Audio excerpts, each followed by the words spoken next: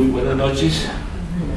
Damos comienzo a la sesión de la Academia correspondiente a la fecha, con el objeto de hacerle un homenaje y develar el óleo del maestro académico Antonio Rocha Elvira. Entonces, quiero rogar el favor al doctor Fernando Mayorga que actúe como secretario ad hoc por no estar el titular en Colombia y que tenga la bondad de dar lectura al orden del día. Sí, señor presidente. Orden del día para la sesión en que se develará el retrato del doctor Antonio Rocha Elvira. Primero, verificación del quórum. Segundo, apertura de la reunión a cargo del presidente de la Academia, doctor Cesario Rocha Ochoa. Tercero, semblanza del doctor Antonio Rocha Elvira a cargo del doctor Fernando Mayorga García. Cuarto, agradecimientos por la develación por el retrato del doctor Antonio Rocha Elvira por uno de sus familiares. Quinto, palabras del presidente de la corporación, doctor Cesario Rocha Ochoa. Sexto, refrigerio. Leído el orden del día, señor presidente. Muchas gracias. Está en consideración el orden del día. ¿Hay alguna observación por parte de los académicos? De no haberlo, se considera aprobado. Primer punto, verificación del quórum. Hay quórum para deliberar y decidir. Segundo, apertura de la reunión a cargo del presidente de la Academia, doctor Cesario Rocha Ochoa. Quiero darle mis agradecimientos a Ana María Rocha, a Amparo Escarpeta de Rocha, a Santiago Espina, a Alejandro Zuluaga, a Emilia García de Vargas, a Camilo Vargas Pardo, a Nina Vargas García, a Daniela Vargas García. No sé si habrá otras personas que hayan venido. Quedo muy complacido con la presencia de ustedes. Yo tenía el deseo de que este día viniera pronto, pues porque estábamos en mora desde ya varios años en develar el óleo de una persona que enaltece al foro colombiano, que fue un académico muy importante, un gran hombre de Estado, y pues por los vínculos de sangre que nos unen, por mayor razón teníamos deseos de que esto ocurriera. Así que sean ustedes bienvenidos acá y vamos entonces a darle comienzo al orden del día. Tercero, semblanza del doctor Antonio Rocha Elvira a cargo de quien habla. Señor presidente de la Academia Colombiana de Jurisprudencia, señores integrantes de la familia del doctor Antonio Rocha Elvira, demás integrantes de la mesa directiva, señores académicos, querido Ricardo, amigos todos, por generosa designación del señor presidente,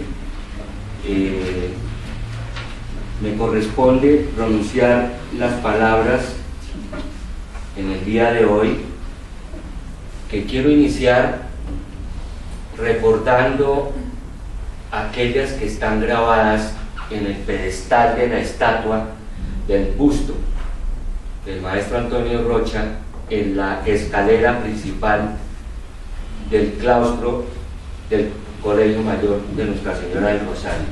Aquí se enseña, se profesa y se practica la virtud.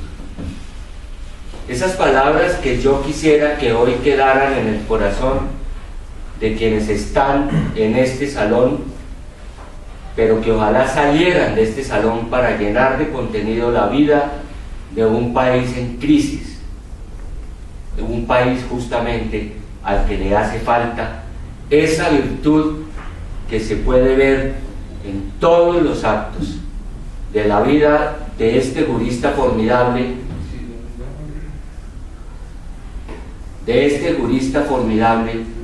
que vivió, salvo mejor opinión del doctor Cerón, entre 1899 y 1992. Nació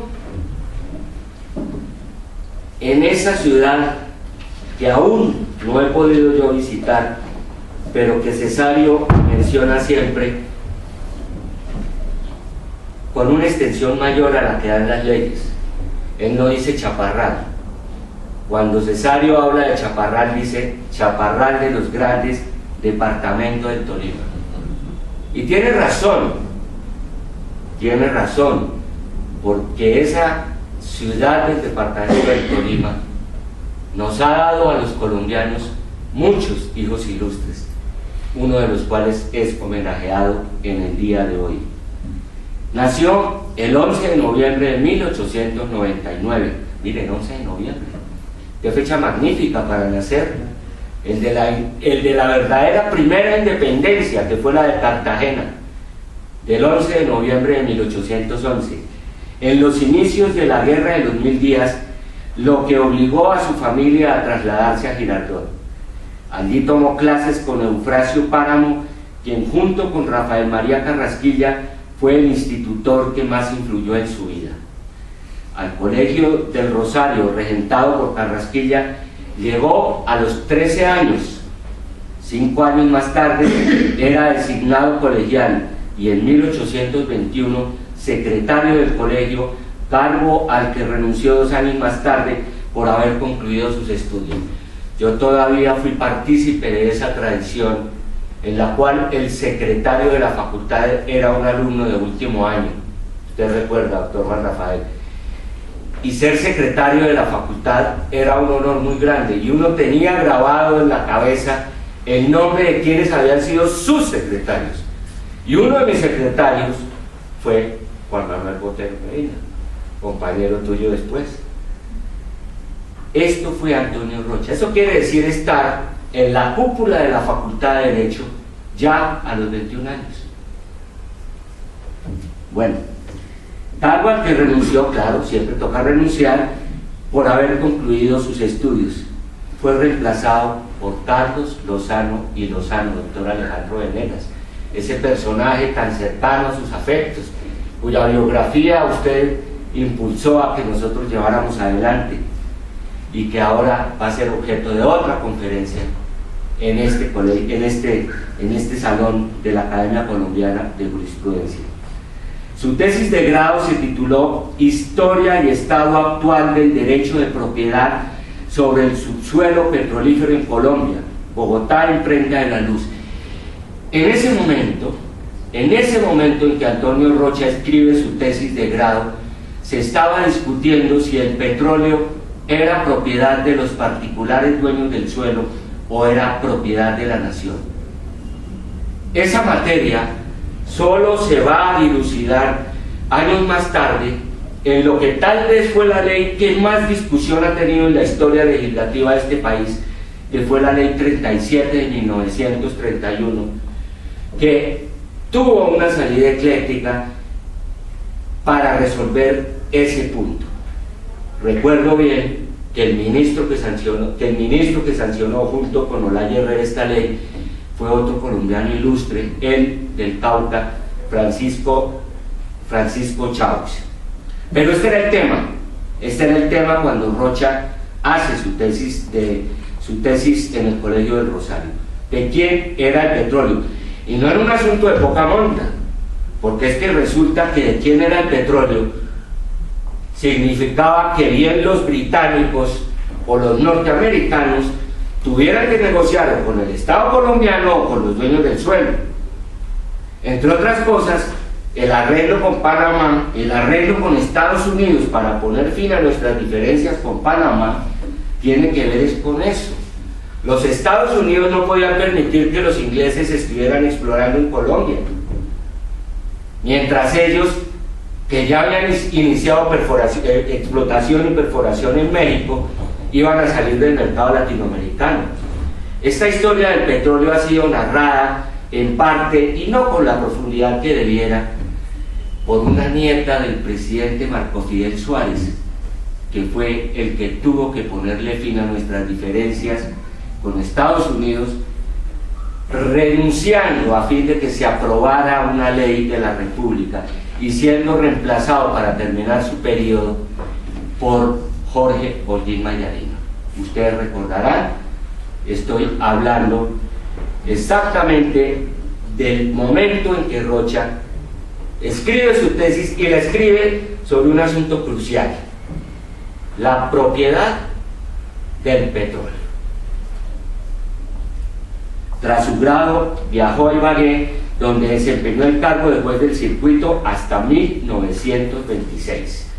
Entre esa fecha y 1930 se dedicó al ejercicio de su profesión, actividad que se vio truncada por su nombramiento como secretario de Hacienda del Tolima primero y como gobernador del departamento después, destino que desempeñó hasta 1932. Representante a la Cámara para el bienio que se inició el 20 de julio de 1933. En 1934 fue escogido por el Senado magistrado de la Corte Suprema de Justicia para el periodo que empezaría el 1 de mayo de 1935. Fue en ese momento cuando empezó a dictar las cátedras de Derecho Probatorio y Derecho Comercial en la Universidad Nacional de Colombia, en el Externado y en el Colegio del Rosario. La figura de Antonio Rocha nos unió a mi papá y a mí. Mi papá fue discípulo de Rocha en su adorado Externado de Derecho y yo en el Colegio del Rosario muchos años después. Hablamos muchas veces del maestro. Él decía que fumaba Chesterfield cuando dictaba clase, que a él le impactaba cómo se paseaba por el aula del Externado.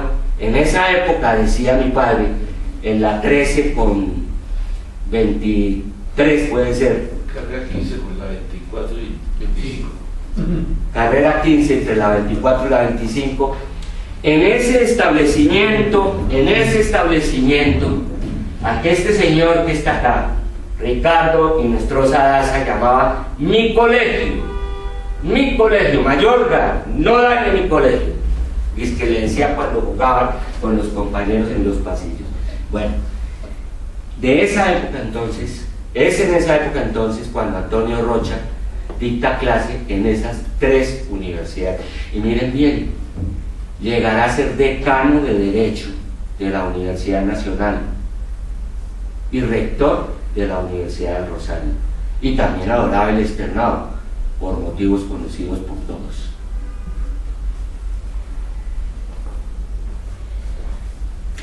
Desempeñó la magistratura hasta mediados de 1937. Yo no quiero cansarlos a ustedes con la referencia, aunque aquí la tengo, del texto sobre la Corte Liberal y la Corte de Oro. Lo dejaremos para la publicación de un trabajo que estoy haciendo desde hace años en mi línea de investigación sobre grandes juristas colombianos, del que ya tenemos línea en la que ya tenemos la biografía de otro rector del Rosario, masón, el Francisco Eustaquio Álvarez.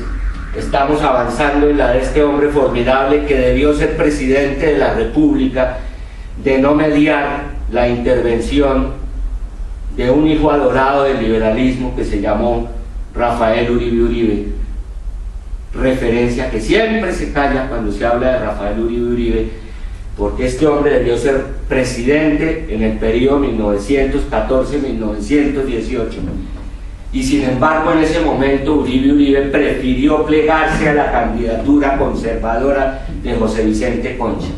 La historia así lo dice y así está escrito.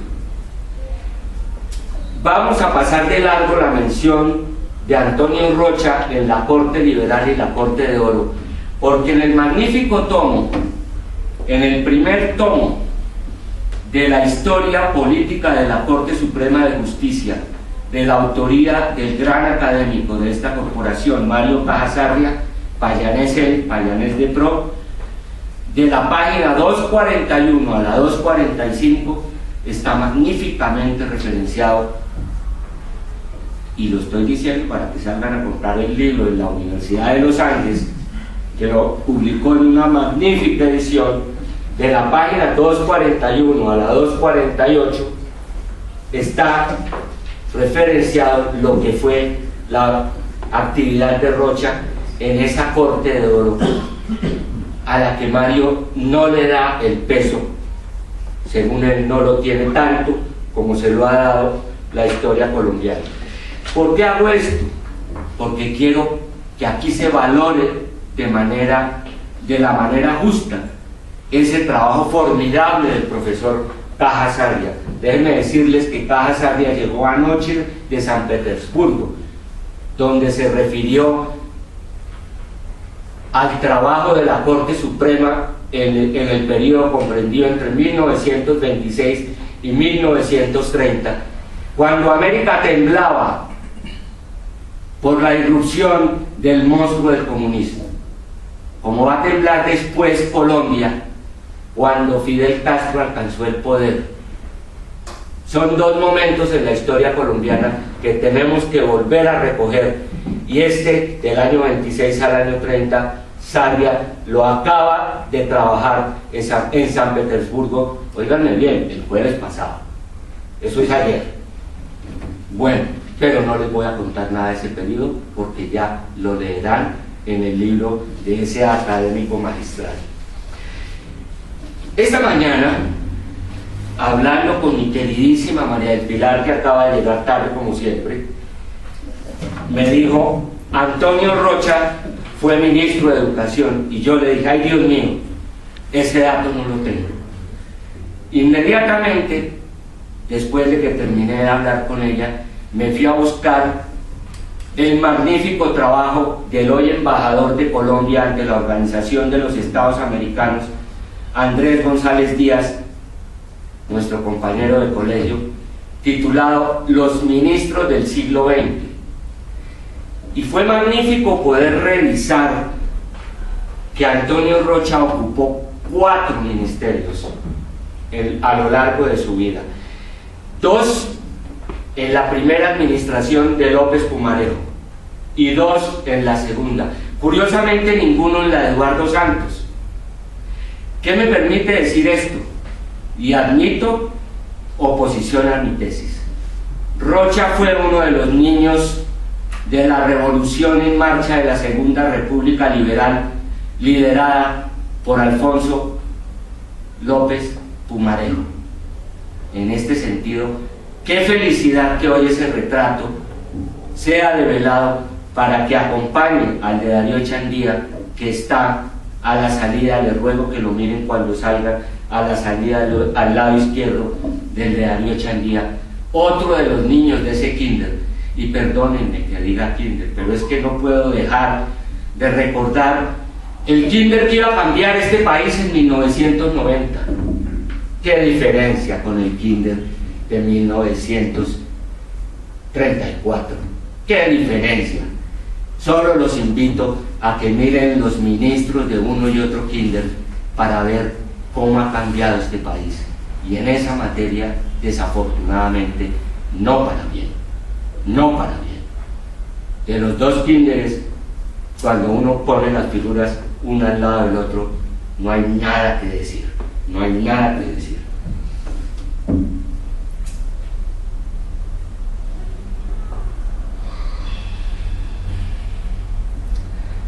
Muy bien. Entonces, la magistratura la tuvo hasta mediados de 1937, cuando fue nombrado en el ministerio que en ese entonces, Jaime, llevaba el nombre de Industrias y Trabajo. Aún no se habían separado los 2 ministerios. Esa es otra historia que está por hacer, la historia de la administración central de los ministerios en el siglo XX, porque para el siglo XIX les tengo la primicia, la tengo muy avanzada. Entre otras, y Jairo no me dejará mentir, solo había 4 secretarías de Estado durante la Primera República Liberal. Esas secretarías van cambiando y van evolucionando, pero en este momento, en 1937, Rocha ocupa la de Industrias y Trabajos. La Industria y Trabajo, Industrias y Trabajo. Tuvo esta cartera a su cargo hasta abril del año siguiente, cuando fue designado ministro de Relaciones Exteriores, van 2, cargo que dejó en agosto de 1938, cuando asumió la presidencia de la República Eduardo Santos, la gran pausa. El último de los republicanos, Eduardo Santos. No se les olvide que el tiempo se funda en 1911, en el gobierno del primero de los republicanos. Hubo 3 republicanos, Eso de la república conservadora, la regeneración o la república liberal, no, hay que matizar, dicen los filósofos, hay que matizar. No es lo mismo la primera presidencia de López que la segunda, y esa pausa de Eduardo Santos, en la cual Rocha no está en el gobierno, algo quieren decir. La gran pausa, lo llama un autor inglés o norteamericano, no recuerdo, que se dedicó a estudiar el periodo de los 4 años de Eduardo Santos. Tras un corto periodo de ejercicio profesional en Ibagué, Rocha volvió a Bogotá, donde se encargó nuevamente de sus cátedras. En 1940, la mitad del periodo Santos, apareció De la prueba en Derecho, su obra más famosa, de la que se hicieron varias ediciones. Bogotá, la primera edición, es la del Gráfico en 1940, hay otra segunda en 1941, uno como autor cuando tiene una segunda edición el año siguiente quiere decir que la obra pegó. Bogotá, Universidad Nacional, tercera edición en el 49, cuarta edición, tal vez la más famosa, la de Lerner, en 1967, otra en la Biblioteca Jurídica de Ique, la sexta en 1990. 6 ediciones.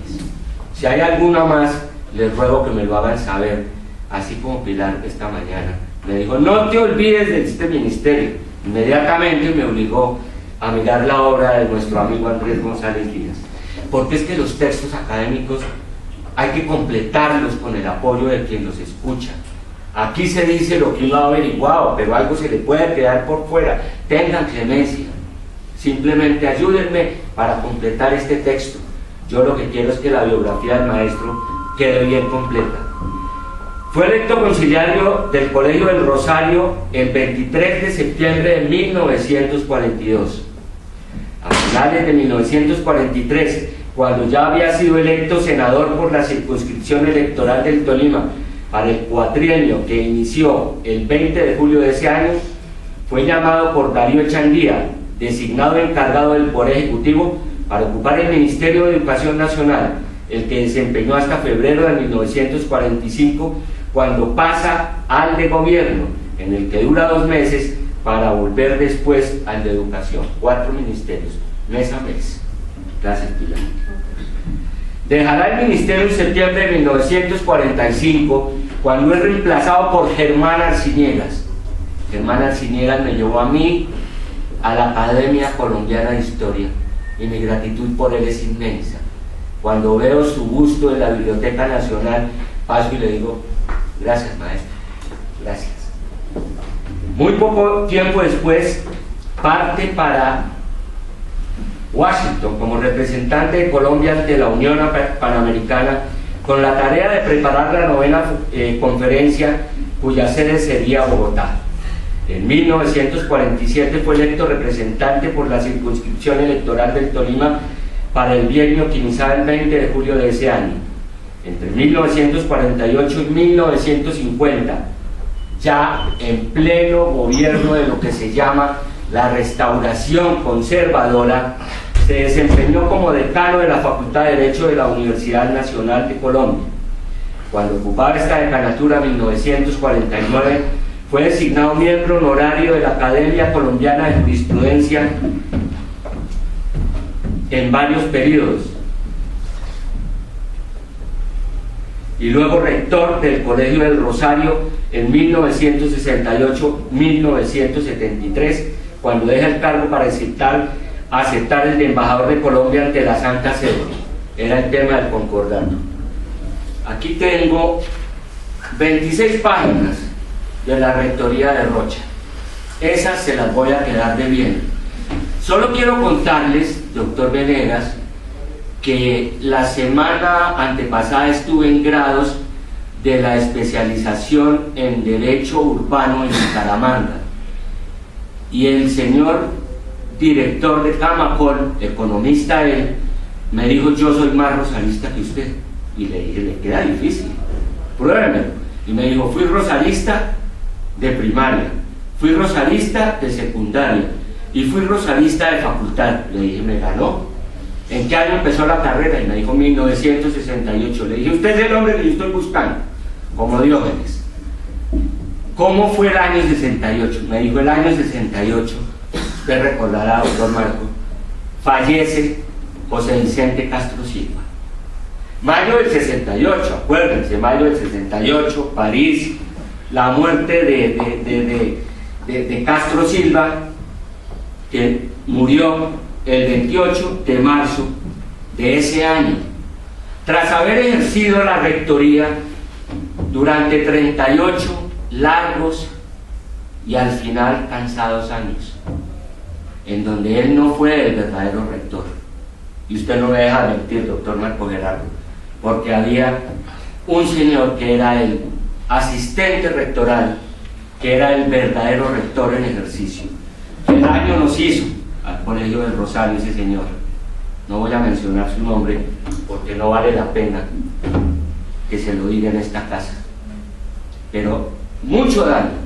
A Rocha le tocó restaurar el colegio, que estaba caído. En 1968 el Rosario era una universidad que tenía 4 facultades: Derecho, Economía fundada en 1960, Administración en el 65 y Economía, y Medicina, que era una facultad a medias, porque era un convenio entre el Rosario y la Sociedad de Cirugía de Bogotá. ¿Quién era verdaderamente la facultad? ¿La Sociedad de Cirugía de Bogotá o el Rosario? No era fácil, no era fácil. Ese fue el panorama que tuvo que enfrentar Rocha. Me contó este señor que una famosa asamblea donde los estudiantes dijeron, vamos a hacer una asamblea estudiantil en la cafetería. Una asamblea estudiantil en el Rosario era para alquilar balcones y para esconderse, según el sitio político en que uno estuviera. Y en esa asamblea Rocha dijo, yo puedo participar, y le dijeron, claro. Les acabó la asamblea, y se le acabó nada más ni nada menos que a Javier Sorella, que era la izquierda militante, marxista cerrado del Colegio del Rosario, un español con toda la barba que había llegado a destruir el Colegio del Rosario en esa tradición tomística. Bueno, Luis Javier no sabía que la tradición tomística nació apenas en 1887, en 1886 para ser exactos, cuando Rafael Núñez, luego de que concluye la guerra de 1885, expide un decreto, el primer decreto después de la guerra, incorporando el Rosario a la Universidad Nacional para poderle nombrar rector. Y le nombró como rector a un conservador de San Gil. Bueno, dicen que todos los conservadores, que todos los sangileños son conservadores. Aquí no veo al doctor Forero que me puede contradecir.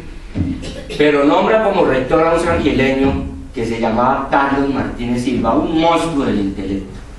Carlos Martínez Silva dura en la rectoría poco tiempo, es reemplazado en 1887 por quien finalmente perderá Panamá en 1903, José Manuel Marroquín, y en 1890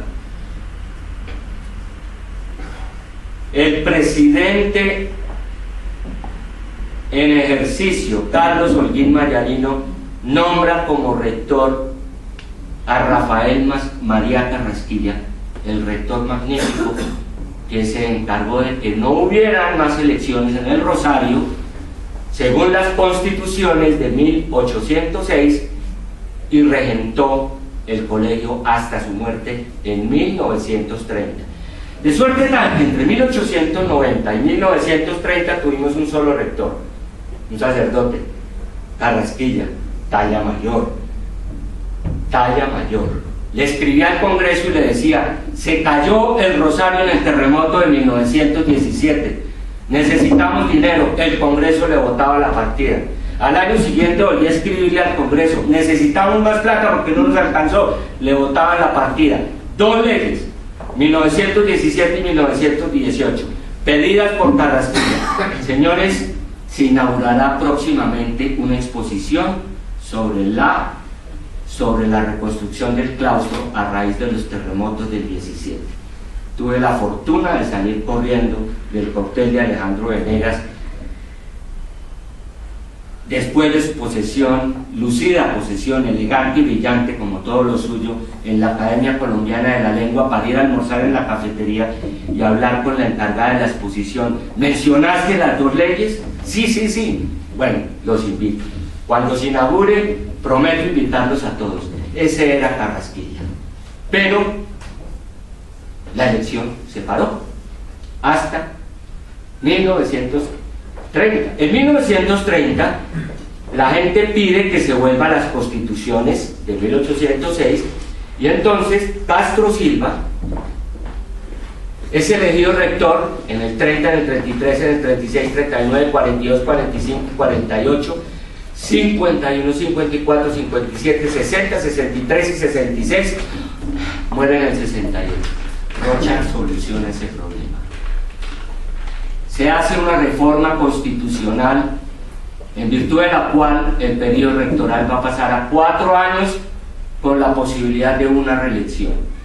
Si el Estado mirara un poco cómo ha sido la vida institucional del Rosario, encontraría algunas salidas a este problema de la reelección que tantos dolores de cabeza nos ha costado a los colombianos. Pero Rocha lo hizo con una elegancia sublime. Jamás dijo nada de Castro Silva, al contrario, fue él quien llevó la palabra en el entierro de Castro Silva. Usted lo recordará, doctor Marco. 1968, un discurso espléndido, pero le corrigió la plana cuando fue rector. Él sabía que esa reelección indefinida no era buena para el Rosario, como no es buena para ningún estado.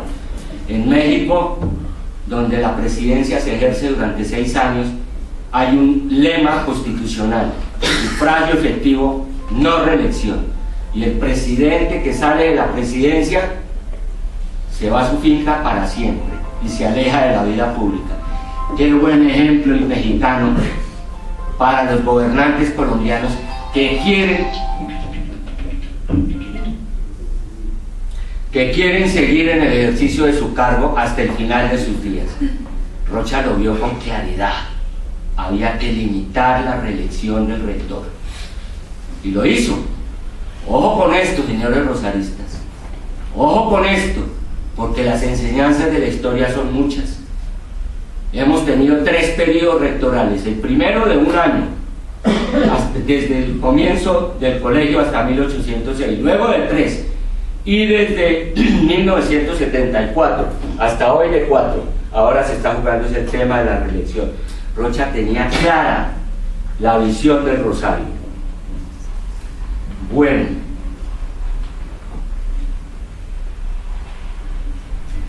entre 1978, año en que es designado profesor honorario del colegio, y 1886 vuelve a ser conciliario. Un año antes de su muerte le es concedida la medalla del fundador. Falleció el 10 de octubre de 1992. Con ocasión de su deceso, la conciliatura del colegio aprobó el acuerdo número 54 del 11 de noviembre, en el que, entre otras resoluciones, ordenó exaltar la memoria del maestro.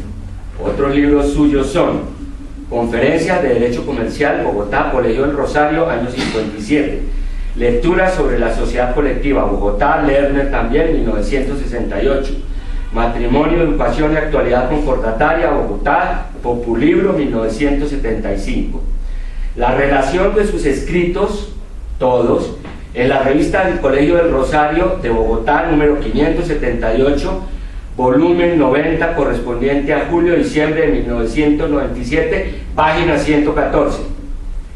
El 11 de noviembre de 1999, al cumplirse el centenario de su nacimiento, se lanzó el libro De la Ciencia y la Virtud, Bogotá, Centro Editorial Universidad del Rosario, que, con el prólogo del rector Guillermo Salá Zuleta, recopila algunos textos de Rocha.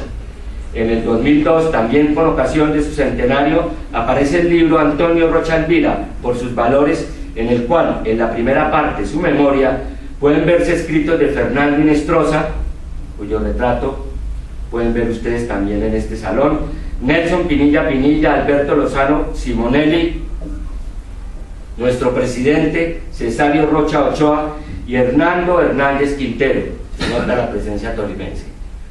La segunda, su obra, recoge algunos escritos del maestro Ibagué, Corporación Universitaria de Ibagué, Orlando García, obra citada, Andrés Díaz, etc. Ahí viene toda la bibliografía de este texto, del cual les leí una mínima parte, porque, como les digo, este es otro de mis personajes de investigación. Tengo ya escrita la biografía de uno de los rectores del siglo XIX. Voy a escribir, ya está muy avanzada la de este hombre, que debió ser presidente de la República, siglo XIX, y por supuesto la de Antonio Rocha, a quien se llamó el primero de los rectores laicos del siglo XX. Hoy, con este evento, con la presencia de ustedes, esta academia hace un justo reconocimiento a la obra de este gran maestro, de este gran colombiano, de este gran tolimense, tierra a la que yo estoy ligado por mil razones, algunas conocidas por ustedes, otras menos, pero a la que quiero profundamente y donde trabajé parte de mi vida profesional, en la tierra donde nació Miguel Abadía Méndez, Piedras, Tolima. Allí fui abogado petrolero y esa biografía se nos quedó, doctor Alejandro, porque yo, por complacerlo a usted, solo hice las biografías de los presidentes liberales, Carlos Rosario Lozano y Alfonso López, pero es hora de que hagamos las de los dos presidentes conservadores. Miguel Abadía Méndez es un hombre muy interesante, y el otro, su memoria siempre llega en apoyo de la mía, que fue presidente encargado de la administración Valencia, Montalvo. José Antonio Montalvo. Gracias, querido colega y académico. Señores de la familia, este homenaje es para ustedes. Lo hacemos de corazón, porque ustedes necesitaban hoy estar aquí, y porque Cesario ha decidido irse de la presidencia. Nunca me lo dijo, pero él no se iba a ir sin hacer este homenaje, y eso me parece bien, doctor Cesario. Eso me parece bien, porque usted le cumplió con eso a la familia, a la academia y a la historia. Muchas gracias. Doctor Hernando Tapia Rocha, de su señora, que llegaron posteriormente. También quería saludar a Pilar Rocha, también saludar al doctor Benjamín Ardila Duarte, que es miembro de la Academia de la Lengua y de la Academia de Historia, al doctor Marco Gerardo Monroy, expresidente y presidente honorario, y al doctor Jaime Amonte. Entonces seguimos ahora sí en el orden del día. Agradecimientos por la develación del retrato del doctor Antonio Rocha por uno de sus familiares. Doctor Cesario Rocha Ochoa, presidente de la Academia Colombiana de Jurisprudencia, doctor Fernando Mayorga García, académico, señores miembros de la mesa directiva, señores académicos, invitados especiales, doctora María del Pilar Rocha Jaramillo, coordinadora del evento, señoras y señores.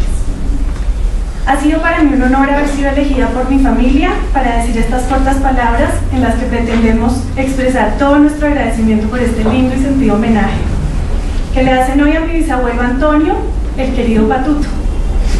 Sus hijos, nietos, bisnietos y tataranietos sentimos un gran orgullo de hacer parte de este reconocimiento. Mi más grato recuerdo de Patuto no es otro que el de una niña de 5 años, sentada junto a su bisabuelo, en corbata, elegantemente arreglado, con el pantalón remangado, jugando en la pileta de su casa, donde mi prima María Luisa y yo nadábamos como si se tratara de un gran lago. Fue solo en la medida en que fui creciendo que comprendí las virtudes detrás de ese gran hombre y la importancia de su legado. Pues si bien solo lo disfruté hasta los 7 años, es esa justamente la maravilla de las personas como él. Grandes en todo el sentido de la palabra, dejan un rastro casi tangible que permanece aún cuando ya no las podamos ver. En la medida en que he leído sus libros, he oído historias maravillosas contadas por familiares, profesores, amigos y colegas. He llegado a entender que, tal como describe Francis Bacon a los jueces, Patuto tuvo siempre los libros de la ley en la mano y el entendimiento en el corazón. Y que más allá de un gran juez o un gran abogado, Patuto fue siempre un hombre justo, de aquellos que pudiendo ser injustos, eligen no serlo. Así lo vieron muchos ejercer sus múltiples cargos al servicio público y al servicio de la educación, construyendo patria con dedicación, honestidad y cariño. Y son esas virtudes de hombre grande las que lo han llevado a ser un referente para toda mi familia, para sus nietos educadores, para sus bisnietas abogadas y hasta para uno de sus tataranietos que en su honor lleva su nombre. Qué vara tan alta la que hemos encontrado todos los descendientes de Patuto.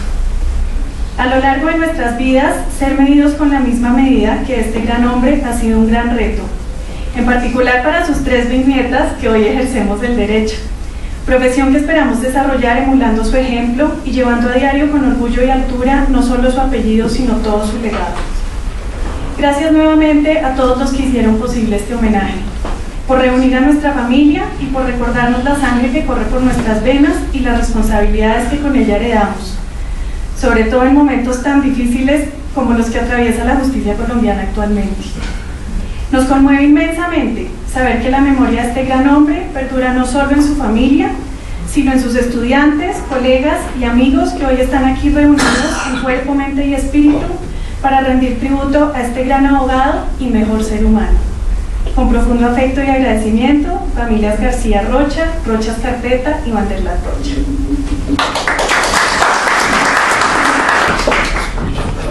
Felicitaciones, doctora.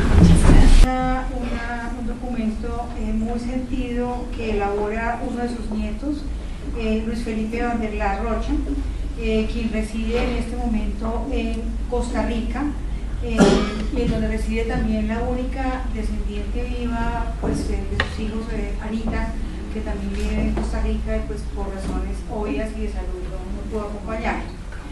El documento o la nota dice así: la otra cara de Antonio Rocha Alvira. Con motivo del homenaje póstumo que hoy recibe mi abuelo Antonio por parte de la Academia Colombiana de Jurisprudencia y ante la imposibilidad de asistir personalmente por encontrarme fuera del país, he querido decir algunas palabras sobre lo que él significó como miembro de familia y la importancia de él en mi vida y en la de sus hijos y demás nietos, tomando en consideración su otra cara, no la de abogado ni catedrático, sino la de padre, abuelo y ser humano. Mi nombre es Luis Felipe Van der Lat Rocha, soy hijo de Julio Van der Lat y Anita Rocha, siendo mi madre la menor de 3 hermanos que junto con sus otros hijos, Álvaro y Blanca, eran el centro de su vida. Nosotros, sus nietos, lo llamábamos con cariño Patuto, ya lo dijeron, y pese a que en mis primeros años de infancia no tuve la oportunidad de tenerlo cerca por el tipo de trabajo de mi padre, cuando veníamos al país por vacaciones, los ratos que pasábamos con nuestros abuelos paternos eran algo más que emocionantes.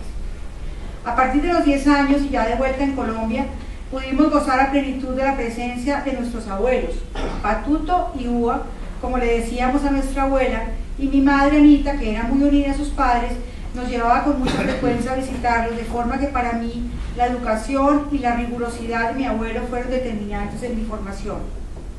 Sus hábitos eran siempre los mismos: 15 minutos diarios de ejercicio funcionales y luego el desayuno que tomaba con mucha tranquilidad y parsimonia, para luego alistarse e ir a sus labores con su sombrero y su paraguas que nunca dejaba. No faltaba, claro, la imaginación de Patuto para divertirse con sus nietos. Siempre me encantó la historia que tenía de un pingüino amigo que solo él veía y que de pronto en un aplauso le llenaba la mano de caramelos que con gusto repartía entre sus asombrados comensales. Creo que de ahí surgió mi interés por los pingüinos, el cual aún conservo. Bogotá era diferente para entonces, y eso le permitía a Patuto ir a almorzar a su casa de Santa Ana casi todos los días. El almuerzo lo disfrutábamos en su compañía con la misma alegría que al desayuno, y al terminar con su sombrero y su paraguas, se tomaba el tiempo para hacer una caminata de 20 minutos por las calles del barrio. Contaba que muchos perros le salían al paso y que por eso se hacía acompañar de su paraguas para defenderse llegado el caso. Creo recordar que ese medio de defensa de nada le sirvió una oportunidad cuando regresó a la casa con el paraguas destrozado. Su generosidad fue siempre parte de su espíritu. La imagen de verlo desde niño sacar dinero de los libros me hacía pensar que este se producía en los libros. Solo bastaba abrirlos y el dinero salía como por arte de magia. Después de un tiempo me di cuenta que, metafóricamente hablando, había mucho de cierto en esto. Los libros son y serán fuente de riqueza y de sabiduría. La unión familiar que tanto profesábamos se consumaba todos los días jueves en un gran almuerzo familiar. Por exactitud inglesa, este comenzaba a las 12 y terminaba a las 3. Fue así durante años de años. Qué mejor momento para compartir todos juntos, abuelos, hijos y nietos, y que siempre esperábamos ese día con emoción. No olvido su pequeña pero simulada mueca de tristeza al contarle que quería ser ingeniero. Creo que siempre, aunque nunca lo dijo, quedó con la frustración de que ninguno de sus hijos ni sus nietos hubiera querido seguirle sus pasos. Sin embargo, hoy, 3 de sus bisnietas han incursionado en el camino del derecho. Amaba a más no poder su Universidad de Rosario y sus clases en el externado. Siempre me imaginé el paraíso que hubiera sido estudiar derecho, pues teníamos en nuestras narices una impecable biblioteca y un deseoso abuelo de convertirse en nuestro tutor profesional. El amor de Patuto por mi abuela marcó definitivamente en nosotros el significado que tiene la unión familiar, el valor mismo de la familia y la responsabilidad del compromiso en todos sus aspectos. Qué lindo haber podido gozar de su compañía y haber podido acompañarlo en sus últimos momentos cuando partió de este mundo en paz con más de 90 años de edad. Su misión como catedrático, como rector de su querido colegio, como ministro de Estado, como magistrado de la entonces Corte de Oro y como embajador de Colombia en el Vaticano, dejó no solo en nosotros una gran huella, sino también en muchas otras personas que tuvieron la oportunidad de conocerlo y estar cerca de él, reafirmando mi permanente convicción de que el Patuto que yo conocí era uno y era el mismo a los ojos de quienes estuvieron en su entorno. Gracias, Patuto, por enseñarnos con tu ejemplo que en esta vida hay que luchar para dejar una huella. Y lo hiciste no solo con tu profesión, con tu vocación académica y con tus actividades políticas, sino también con quienes somos tu familia. Es por eso que hoy están ustedes reunidos. Tu nieto, que siempre te quiso y te extraña, Luis Felipe Vanderlar Rocha, 9 de octubre de 2017. Muchas gracias. Vamos a proceder entonces a develar el cuadro de Celorio, compañeros.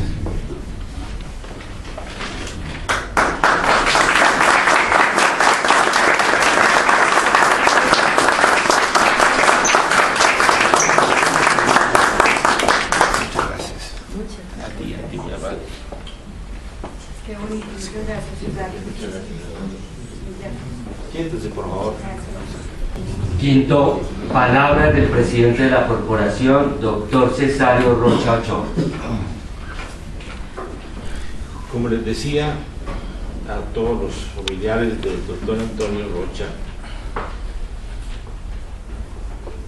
la academia estaba en mora de rendirle este tributo de admiración, de respeto y de vocación. Particularmente, yo me nutrí mucho de su amistad, de su profesorado. Fue un guía espiritual. Mi padre, pariente de él, Cesario Rocha Castilla, le mandó una nota a él en el año de 1957 para que me ayudara a que yo me encauzara por la carrera del derecho, y le pidió que me orientara en la universidad que él considerara más pertinente. Le habló algo de mi temperamento y entonces Antonio Rocha me dijo que consideraba que debería irme para el externado de Colombia, porque él consideraba que había 3 facultades de derecho importantes en ese momento, pero que él no me aconsejaba que me fuera para la Universidad Libre, porque de acuerdo con la información de mi padre, yo había sido un poco revoltoso en mi bachillerato y consideraba que si me iba para allá de golpe no me iba a graduar como abogado, y que también si me iba para el Rosario podría yo considerar que ese era un claustro que de golpe también podría más bien no darle el vuelo que debería tener mi espíritu y mi vocación, y por eso me dijo, es mejor que vaya donde encuentre libertad y donde encuentre orden. Y por eso fui a la Universidad Externado, donde él fue después mi presidente de tesis. Y también fue mi profesor de Derecho Probatorio. Recuerdo mucho, como fue evocado aquí por Pilar, que él deseaba ser ingeniero. Me acuerdo que el propio Antonio me contaba cuando él vivía por allá en Chapinero, en la carrera quinta, con la calle 50 y 51. Yo entonces vivía también en la casa de Emma Ospina de Chandía, que quedaba bajando por la calle 51, y yo iba a visitarlo allá, a pedirle consejos y a que me orientara.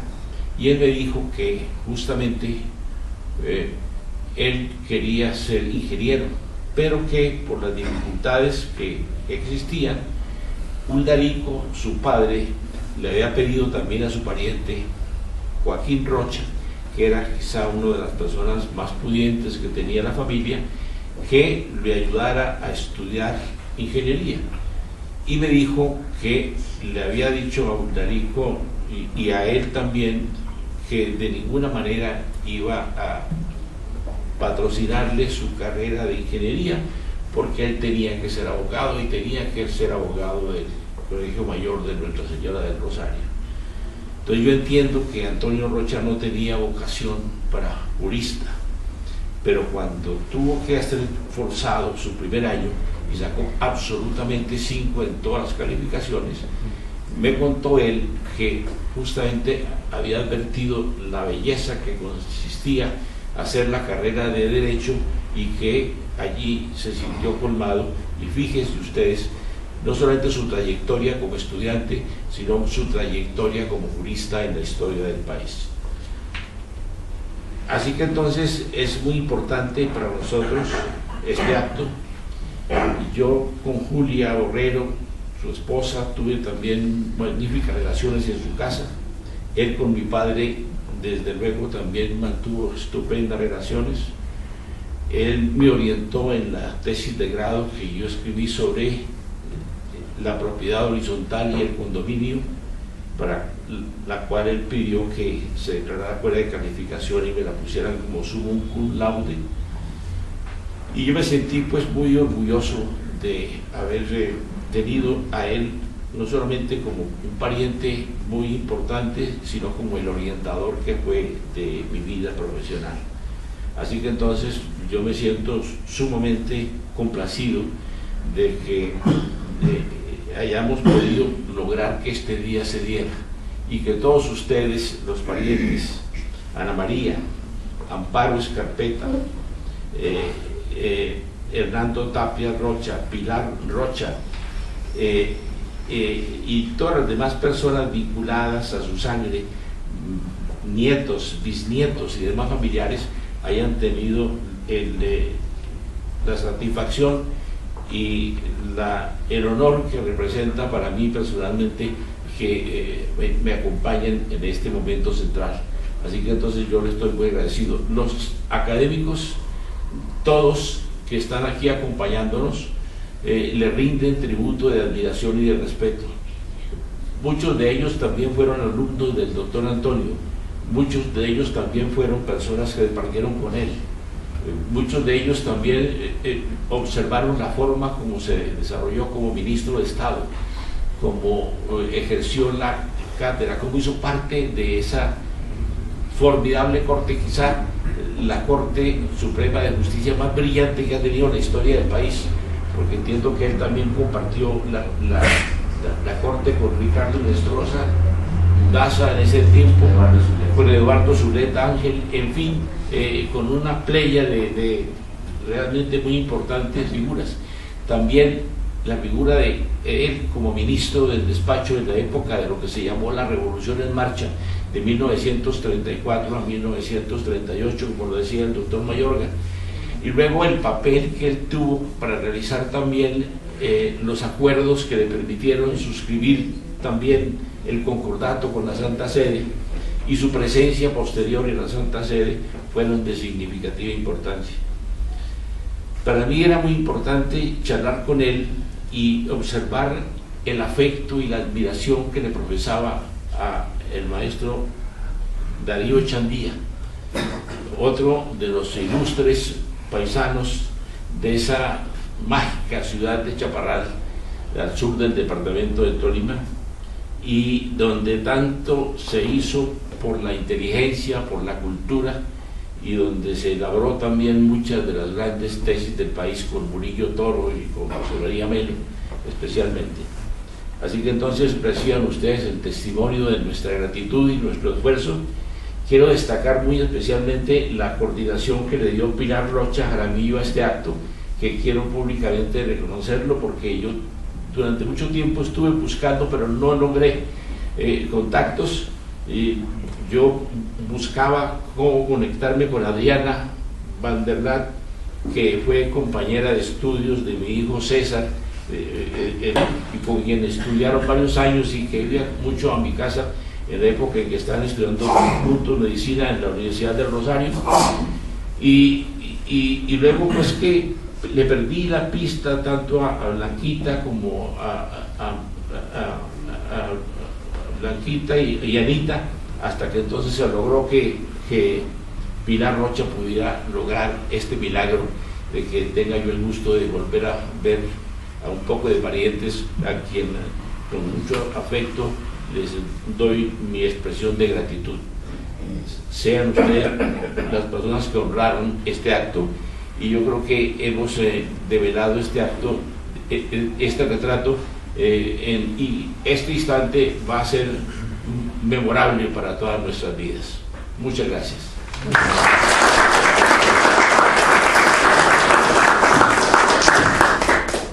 Está agotado el orden del día, señor presidente.